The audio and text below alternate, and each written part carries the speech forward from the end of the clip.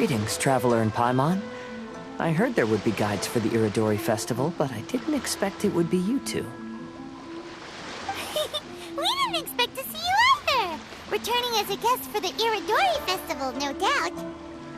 I was a little surprised myself when I received the invitation. But after wandering the outside world for so long, it's good to have an opportunity to return to my homeland and pay respects to my old friends. Kazuha, when we saw you in the distance just now, you seemed to be looking for something. What happened? Ah, yes. You see, when I came off the boat with everyone just now, I suddenly heard light footsteps around me.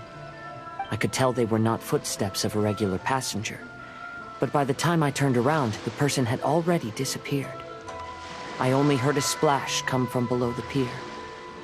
Even though I didn't manage to catch a glimpse of them, I found this strange piece of paper by my feet. Oh, does the paper happen to have a poem written on it? Huh. How did you know?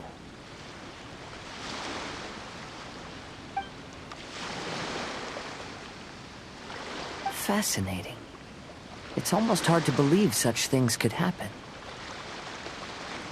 Sure, here it is. Please, have a look.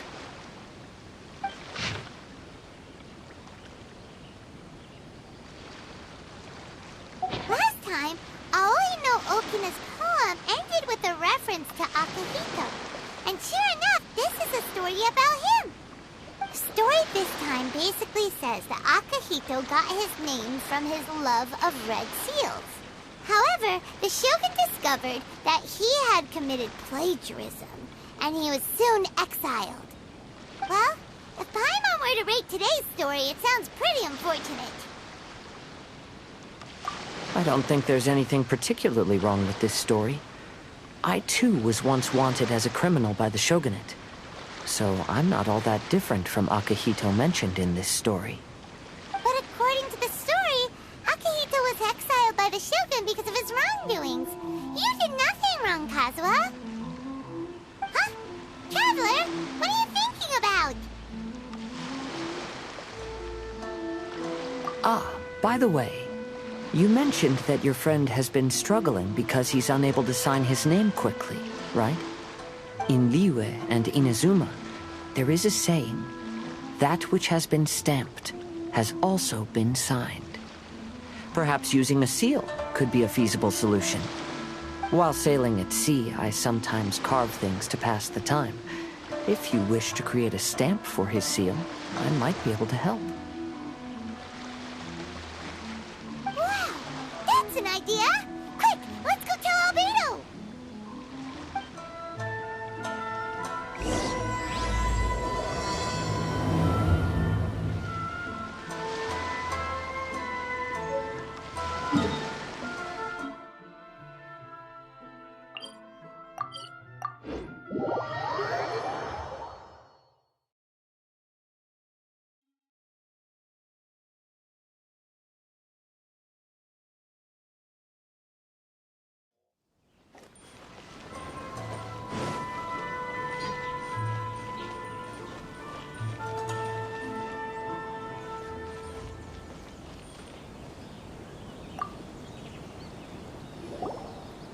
Albedo, we figured out a way to help Shincho!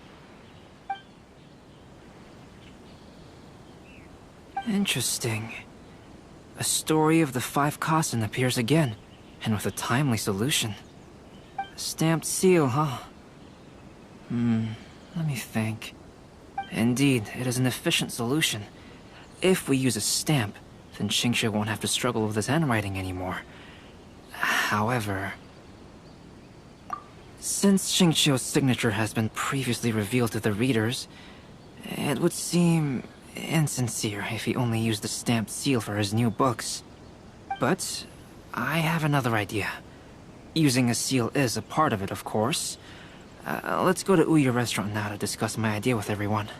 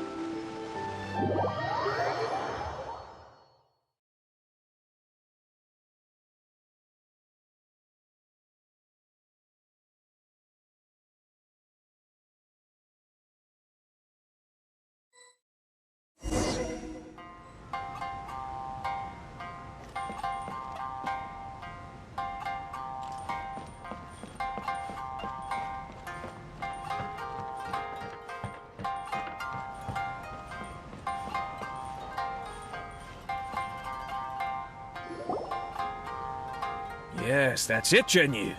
Your writing has greatly improved today, which means yesterday's intensive training was effective.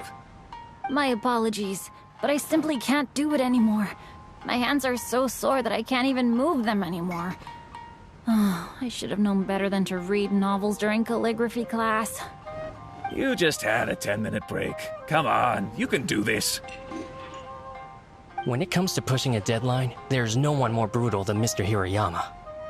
No wonder Lady Yai would always send the editorial director to handle troublesome authors. Whoa, this is getting scary. It hasn't even been that long and Shincho's already zombified. Mr. Hirayama, we found a solution that might just solve our dilemma. In both Liyue and Inazuma, seals are widely used as the equivalents of a signature.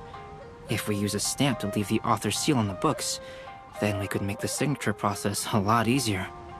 Of course, a seal on its own is not enough. So, I propose that each signature consists of two parts. First, we'll use a personalized seal. We can simply carve one using Chenyu's signature as the design. In addition, I'll also design a simple but elegant pattern that's easy for Chenyu to write. That way, he will only need to draw a simple pattern on each book. Let me think. All right, I think that would work. Not only does it still involve the author's own handwriting, but the result should be very beautiful as well. So, what you mean to say is, I've been saved from this predicament? Mr. Hirayama, it suddenly occurred to me that the reason we gave up on live book signings previously was because it would take too long for the author to sign each book. But if we adopted Calx's proposed method, we might have enough time to do signatures at the live event. And if all the authors signed their books in the same fashion, then Genyu's signature wouldn't look out of place. If you think it's feasible, I would certainly be happy to design signatures for the other authors as well. Yes, and you may leave carving the stamps to me. In that case, I shall contact the other two authors participating in the new release event. It is a great honor to use a signature designed by Calx. My pen name is quite complicated and isn't suitable for signing events. However, if we implement this new format, then it'll be a dream come true for me as well.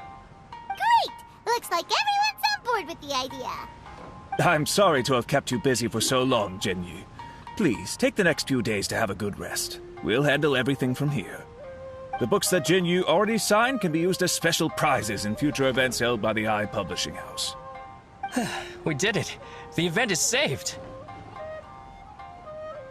Thanks to everyone's efforts, Onodera and I are finally free of that mess. That's right! You're finally free, Shincho!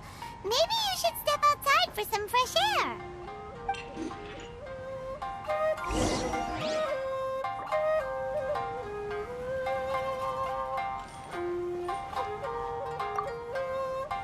Onodera, please inform Lady Ai of the changes in the event planning when you have a moment.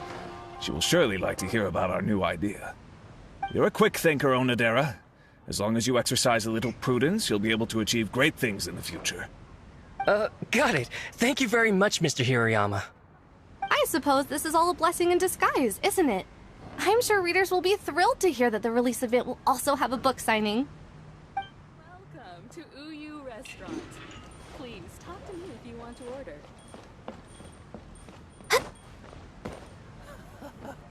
There has been so many lively young customers recently.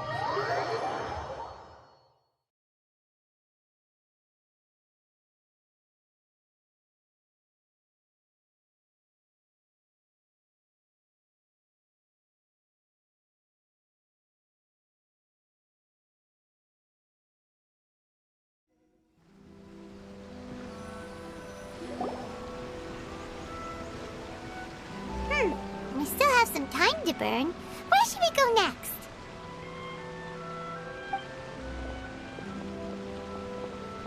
Traveler, there you are.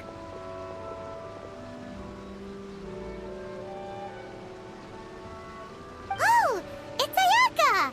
And Venti! That's an interesting combo. I was just going to the festival venue to prepare the Ikebana lesson when I found a strange piece of paper on a flower stand. This bard just happened to be close by at the time. He informed me that you've also found similar papers recently. As such, we came together to find you two. But the paper she found isn't quite the same as the ones we found before. Here's the paper. Please, have a look.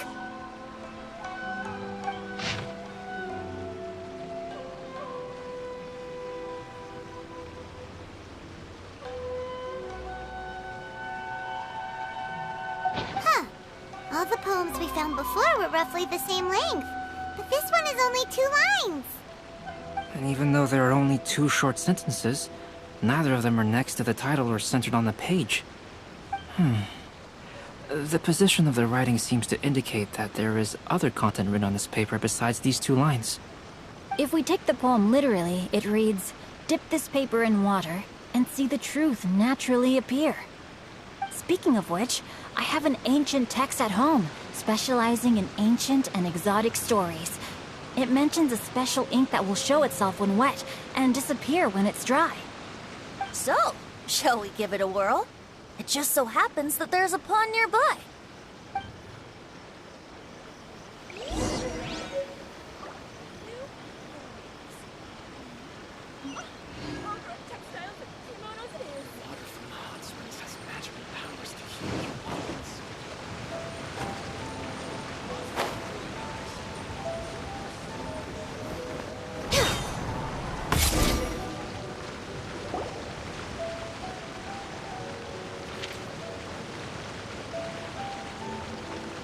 Wow, look! It's really working! More words have appeared on the paper! Let Paimon see what it says.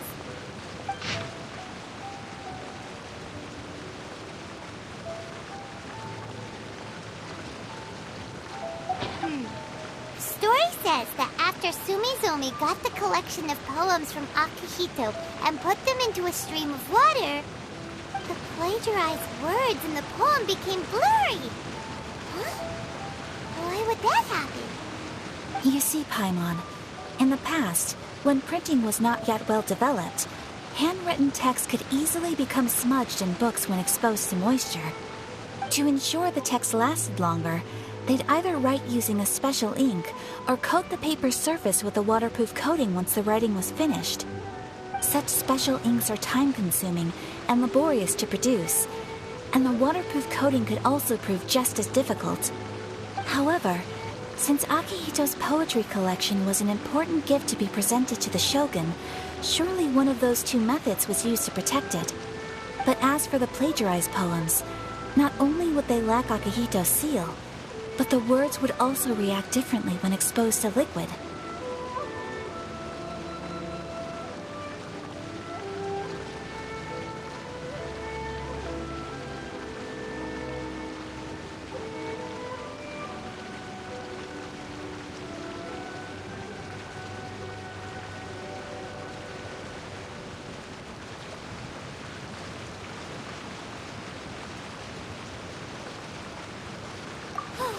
Which means Akihito didn't plagiarize his work.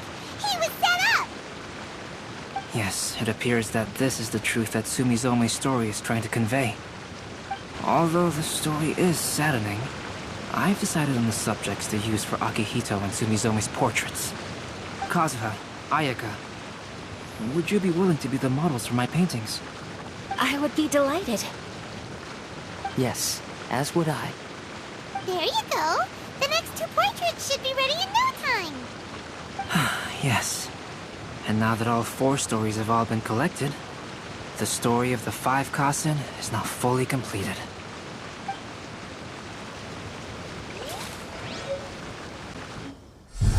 Long ago, Inazuma had 5 legendary poets.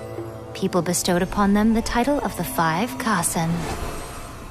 One year, the poet Suiko made his way to Tenshukaku and presented the Kasen's work for the shogun's perusal. But a page from the works of Aoi no Okina had been torn out, and Suiko was questioned regarding the matter. Suiko pleaded guilty. He admitted to drinking at the tavern the night before, and vaguely recalled a mysterious figure approaching while he was intoxicated. That figure was none other than Aoi no Okina himself. This turn of events had begun with an unnamed individual, under whose coercion, Aoi no Okina was forced to take drastic measures to retrieve a page of poetry. He knew nothing of this individual's true intentions. All he knew was that the poem had to do with an old acquaintance, Akihito.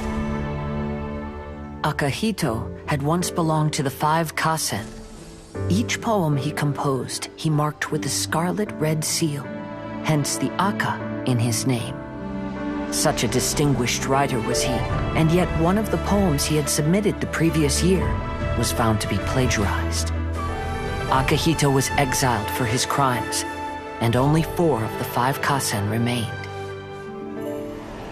Sumizome went over Akihito's poems and noticed that the plagiarized poem lacked his seal. She immersed his poetry in a stream nearby, and only on the plagiarized poem did the ink run. Aoi no Okina passed by and witnessed Sumizome's doing, which he then recorded in a poem. Thus transpired the events of Suiko's poetry submission, and this is where the story comes to an end.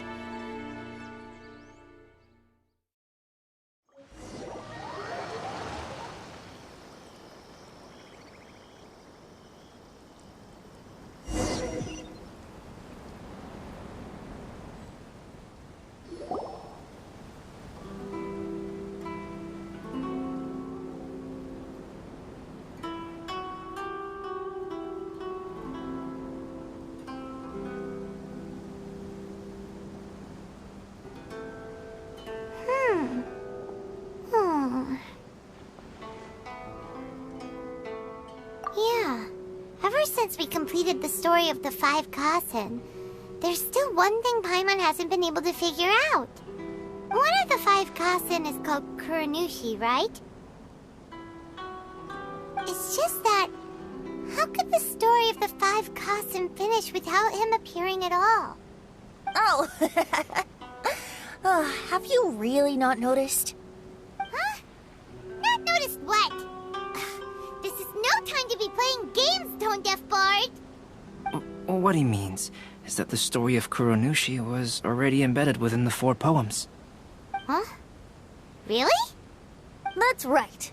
The key lies in the poem that Aoi no Okina wrote after seeing Sumizome rinsing the poetry collection. An average person could never understand the scene of a young girl washing Akihito's poetry collection in a stream. Even Aoi no Okina couldn't figure out the meaning behind Sumizome's actions. He was simply reminiscing and thinking about his old acquaintances. However, for the perpetrator who framed Akihito, it was completely obvious. He was worried that if this poem was seen by the Shogun, then the Shogun could discover the truth behind the plagiarism incident. If that happened, then he'd be finished. So, in desperation, he threatened Aoi no Okina to make him tear out this poem.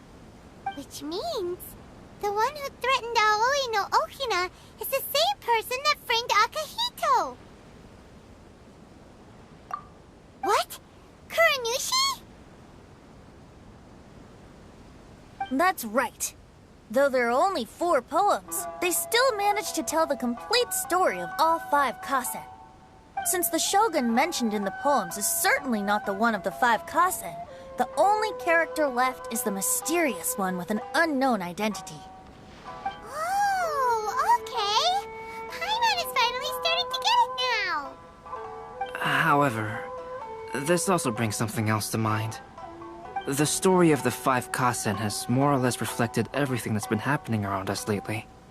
Which begs the question, is there a Kuronushi in our world as well? A Kuronushi? In our world?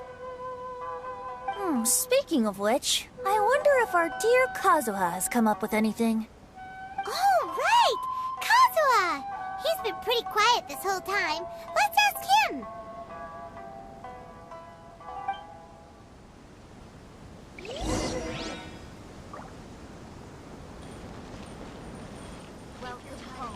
Make sure you get in line early to buy your special edition drinks! Hey, Kazuha! Are you okay? You've been standing in front of this blank canvas for a while, and you don't look so good. Apologies for making a wild assumption, but has the story of the 5 kasen reminded you of anything? Yes. A few things did come to mind, actually. However, they were nothing more than some past incidents regarding my family. I don't mind sharing the stories, but I'd prefer not to bring you any more trouble. Hey, we're all friends here, Kazuha. You can always tell us whatever's on your mind. Kaidehara, please forgive my assumption, but perhaps you were thinking of the Raiden Gokuden? The Raiden Gokuden? What's that? It appears that Miss Kamisato and I were thinking of the same thing. But it also has much to do with the Yashiro Commission. It would be improper to speak of it here without the consent of Miss Kamisato. It's fine. Those of us here are all trustworthy, so there isn't any harm in it. However, this matter is somewhat complicated and may be difficult to explain. Let me start with the Raiden Gokuden. As you all know, the Yashiro Commission's primary purpose is managing ceremonial and cultural affairs, and Inazuma's art of forging swords is a very important part of our culture. The Raiden Gokuden were once the top 5 schools of the forging art in Inazuma. Although these families were swordsmiths by craft, they also held many important positions in the Yashiro Commission. Unfortunately, of the 5, only the Aminoma art still maintains its artisan lineage. The descendants of the Ishin art are also still alive, but the craft has been lost to time. The descendants of the Ishin art are none other than the Kaidehara family. Whoa! We knew Kazuha came from a noble family, but we had no idea about his connection to the Yashiro Commission and sword making. Yes, but that's all part of the past now. The Ishin art was lost with my great-grandfather's generation. My grandfather was dissatisfied with my great-grandfather's lack of effort. When he was young, my grandfather traveled all over Teyvat to find a way to revive the family business. But it was to no avail. And in my generation, our last remaining family property was lost as well. I heard my elder brother mention that the decline of the Raiden Gokuden happened very rapidly. In the span of a few decades, 3 of the families suffered various misfortunes and disappeared completely. Later, there was speculation that all of these misfortunes stemmed from some background machinations, meaning that someone wanted to wipe out the Raiden Gokuden. However, since not every family of the Raiden Gokuden came to ruin, such explanations were treated as nothing more than a conspiracy theory. Indeed. I've also believed such ideas were just theories and rumors. However, I know that a major incident happened to my great-grandfather when he was young. Not only did it affect the Kaedehara clan, but it nearly jeopardized the Kamisato clan's position in the Yashiro Commission as well. After reading the story of the 5 kasen, I can't help but feel like it's pointing me toward the truth behind that incident. What exactly happened to your great-grandfather, Kazuha? I still can't say. I need to speak with someone to verify the details. Let's meet here again at noon tomorrow. I will tell you everything I know then.